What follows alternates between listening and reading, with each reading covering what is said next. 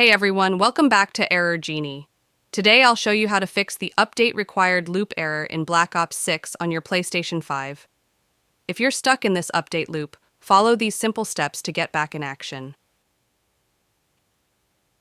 Step 1. Quick restart. When you see the update required message, press X to confirm and restart. This alone can often clear the message, so try it first. Step 2. Restart the game. Close Black Ops 6 completely by pressing the Options button on the game icon, then selecting Close Game. Relaunch the game and see if the error persists. Step 3. Restore licenses. Go to Settings, then Users and Accounts, then Other. Select Restore Licenses. This can help refresh any PSN licenses that might be causing the issue.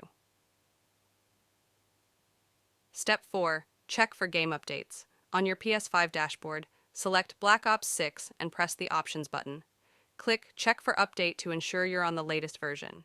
If there's an update available, download and install it. Step 5. Delete extra game content. Go to Settings, then Storage, then Games and Apps. Select Black Ops 6 and delete any unused or extra game content that could be causing conflicts. Step 6. Reinstall Black Ops 6, if necessary. As a last resort, delete Black Ops 6 from your console. Reinstall the game from your library or disk. Be aware, this may take some time, but it often resolves the update loop issue. After following these steps, you should be able to get past the update error and start playing again. If this helped, please like the video, subscribe to Error Genie for more fixes, and hit the notification bell.